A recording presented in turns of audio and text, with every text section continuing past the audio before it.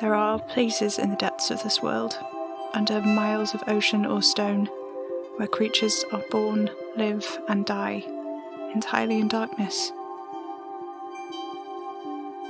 Welcome back to Spirit Box Radio.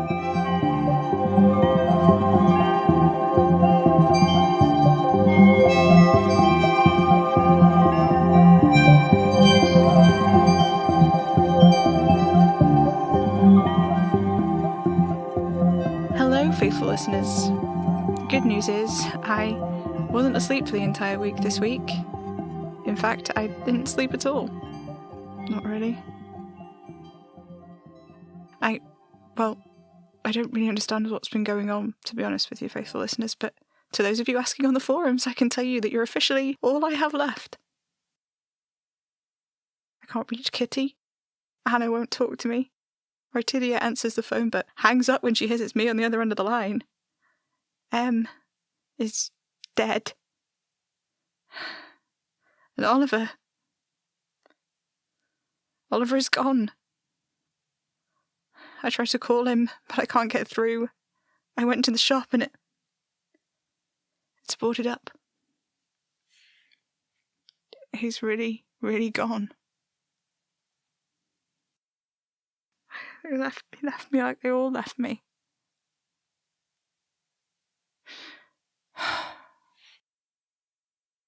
Anyway, so that's it. Just us. That's it. I have an augury forecast for you, faithful listeners. You know, it's strange. I found this one scrawled in the back of a book. But anyway, here it is, faithful listeners. 3 eggs in the nest are pointed eastward. The 4th is pointing west. There is trouble on the horizon. Cautiousness is best. A hawk flies against the wind across the river. The line of its path charts the route towards the cliff. Tread lightly or risk a downfall. The snapdragons dance in the morning breeze. Do not trust Jim. He lied about the almond milk. Do not try the door. It is unlocked, and you do not want to see what lies behind it. And so concludes the augury forecast. You know, at some point maybe I'll try my hand at augury. I'd love to learn. Speaking of the forums, we've had a wild time on there this week, with a few people talking about, you know, whatever happened last week. But nobody's been able to contribute anything useful. The thread about the man in the flat cap still doesn't seem like it can be deleted, so yeah. And it seems like there continue to be intermittent problems with the Spirit Box services. People are getting more messages, but ones that don't seem to make any sense based on the questions they've been asking. None of it is anything too alarming, mind you, just the odd cry for help and a couple of mentions of doorways, just a few bits like that. Please remember to update the forums if you're trying to hold commune. Please. It makes everything so much easier. Anyway, the big news on the forum this week, well, besides, you know, me, which you really don't need to. I mean, I understand why you speculate. If it was someone else and I was on the forums, I'm sure I'd speculate too. But I'm fine, I promise you. And I don't know. I feel more collected when I'm airing the show. I'm sorry. I don't mean to keep doing this to you. I don't mean to keep spilling your beans, but I don't know. I look forward to airing the segment all week, and I suppose I just get carried away, but oh, it's more than that. I feel like I can think more clearly when I turn on the microphone. Like the times between the Enlightenment segment are just waiting for the next time for it to air. It was less bad for a couple of weeks, you know, with Oliver. But now I'm doing it again. Sorry. Forums. News, right. There was a new thread started this week about a children's programme that this seemed to have aired in the 1990s, I think. It was started by Maisie from Bridgend. Here's what they had to say. Hey faithful listeners, long-time forums lurker here.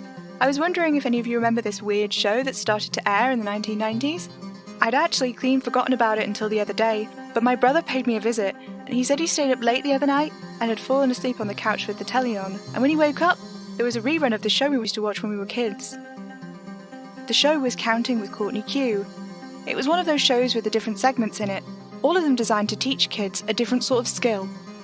There were silly shapes, who were cartoon shapes who'd get chased around and changed into different shapes by a live-action hand holding a pencil and a razor. I always liked that one because they'd sing a little song about how many sides they'd gained or lost. There was Miss Mouse, who taught the children about animals and the food chain. I didn't like that one so much because I didn't like to think of the animals eating each other. There were a few others that I can't really remember, about keeping fit, about healthy eating, I think. But the one I remember the most, the one my brother was calling to tell me about, was Guessy Jessie. Guessy Jessie was a small felt doll. She's ostensibly there to teach kids logical thinking. Jessie always guesses wrong. Jessie never speaks and makes all of her guesses by pointing and nodding and shaking their head. And sometimes at the end of a segment, Jessie would tell the narrator she has a riddle. The riddle would pop up on the screen, and the answer would be blank and stay blank and never be answered. It was pretty fun actually, though it probably did our mum's head in that we never got the answer, because after a little while of speculating about it, we'd inevitably end up going to pester her about it. To my memory, all of Guessy Jessie's riddles were pretty common ones. You know, like, round like an apple, deep like a cup, or the king's horses can't pull me up, what am I? Or the classic, 30 white horses upon a red hill one. Anyway, my brother was calling because when he woke up in the middle of the night, Counting with Courtney Q was on, and he was suddenly feeling all nostalgic, so he sat down to watch it for a little while. And it just so happened that it was an episode with the Guessy Jessie segment. When it got to the end, Jessie huddled to the edge of the screen and the narrator asked her, "What's that, Guessy Jessie? Do you have a riddle?" And Jessie nodded her little felt head and raised a felt hand as though covering her mouth. And then the narrator said, "Now the door is open, it cannot be closed, and you have to walk through. I wonder what that could mean. What do you think, children?" And then that was the end of the segment. My brother was really perplexed. Like I say, the riddles were really common ones in hindsight, so he felt really silly that he couldn't figure this one out and couldn't seem to find out anything about it when he looked it up online either. I couldn't work it out either, which is weird because I really love riddles and I'm actually pretty good at solving them, if I do say so myself. I thought I'd look it up and see what I could find too, but I couldn't find anything. Not just about the riddle, but nothing about Guessy Jessie, nothing about Counting with Courtney Q at all. And then yesterday, I thought I'd give the Spirit Box services run by Spirit Box Radio a go for more general reasons and, well, I heard the theme song to Counting with Courtney Q. The channels were skipping. I could hear the little skippy hiss that underpins everything, but it was the theme tune, barely interrupted, and then a voice.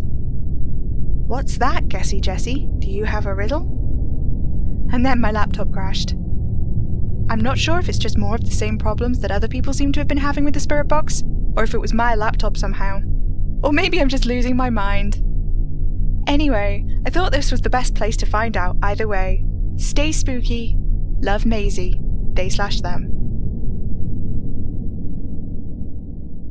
Thanks for bringing this to the attention of the forums, Maisie. Because we've been getting these strange interferences with the Spirit Box services, what you heard might just be an extension of that, but as several forum users have pointed out, the likelihood of music to come through a Spirit Box is extremely low, not when you're using it properly. Which does beg the question, actually. Are we using the Spirit Box properly? Unfortunately, I have no idea how to even begin to answer that question. A couple of users on the forum seem to have recollections of Counting with Courtney Q and... Oh, sorry about the interruption, faithful listeners. I should answer in case it's Kitty or... I don't know. I should answer. Hello? Hello? Hello? Hello, you are live on Spirit Box Radio. Is that Sam? Sam Infield? Yes, it is. Who is this? I don't know. I'm sorry? No, don't worry about it. It's It's funny, I woke up here, and the new name I knew was yours. I thought it was mine, but it isn't. You woke up where? I'm sorry, I don't know exactly. Sometimes I think it's a train station. Other times it's a street I half remember. Sometimes it's a small room. But it's never all there. When I try to look at things for too long, they shift under my gaze. It won't settle. But you're calling me. There was a phone. I picked it up, and now I'm talking to you. It's the first thing I've been able to touch. But you knew my name. Yes, I heard you say it like I was thinking it myself. You said I'm Sam Enfield. Is that all? No, there was more. In bits. It was indistinct at first, but then it got stronger. And now the phone, and I'm speaking to you. Do you remember what was happening before this? I don't know. Not exactly. Flashes, moments. I remember water, gallons and gallons, the light pouring through it in shafts above me. Fish, cold so deep it burned, the weight of the water pressing into me from all sides. Sam Enfield. I think I'm dead. What? Yes, that's it. I'm dead, Sam Enfield, and you did this to me. I killed you. No, you trapped me here, caught me here, suspended in a last gasp. Suspension at the moment of death. Oliver, that's what he said had happened to him, but he's not trapped in some nowhere place, not like you. He's living and breathing, or, well, arguably living. He'd dispute that, but who cares what he thinks? I was a friend to Madame Marie. She brought you to me. You were so small. I remember you called my name. She thought you could do it. She thought you could suspend me. But that doesn't make any sense. She thought I was useless. She lied. She made me useless. Why? She was trying to save herself. Herself, not me. You are the gift. There is always a price. And she thought she could avoid paying it by telling me I couldn't perform the arcane arts? People talking about Madame Marie. They said she'd meddled with the arcane in ways she wasn't supposed to. She was desperate or something. I don't understand. The man in the shell suit and fur cap. The man with the roses. The man who walks here and there. The king with the blood rose crown. He walks here and there and leaves a trail of blood and petals. Deal with the king of the blood rose crown and pay in blood and body. How do you know all of this? I don't know. I'm sorry, I can't help you. Why did you call me? I am yours now. What do you mean? Those you called back, we are yours to command. I don't understand. What do you mean, called back? I don't get it. On the phone? Ghost Maker. What? Ghost Maker, heir apparent of the blood rose crown. I am your servant until you release me. But, no, I don't want that. How do I release you? You must know it in yourself. You must believe it in yourself. You must understand it in yourself. But I don't. And so I am yours like the others. What others? I do not know. I am not here. I do not know. I do not know. I am not here. I do not know. I do not know. I am. Please help me. I do not know. I'll do anything, please. I do not know. I do not know. I am not here. I do not know. I do not know. I am not here. No, please come back. Please come back. Come back. I don't want to be alone anymore. Come back.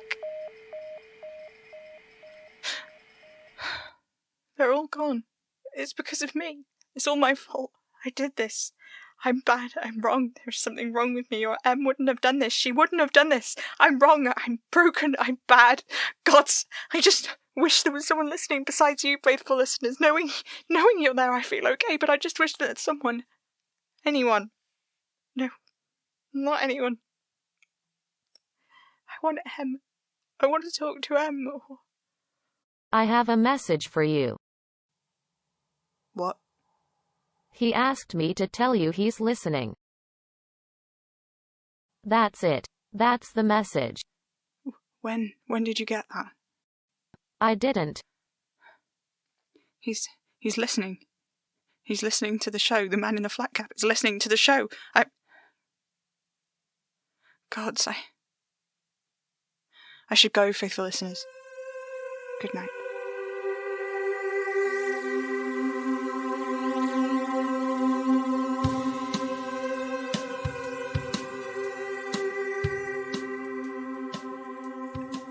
Spirit Box Radio is a podcast distributed by Hanging Sloth Studios under a Creative Commons Attribution 4.0 Share-alike international license. It was created by me, Pippin Major, the voice of Sam Enfield. Rose Eck is the voice of the mystery caller. Music is by Maybe Wednesday. If you like the show, let us know on Twitter at Hanging Sloths or stop by our website hangingslothstudios.com. If you'd like to help us keep making Spirit Box Radio, you can send us a tip on ko-fi.com/hanging sloths or become a slothling on Patreon at patreon.com/hanging sloth studios, where you can get early access to episodes, plus loads of other great rewards. You can buy merch in our coffee shop, links in the description. Spirit Box Radio is recorded in front of a dead studio audience.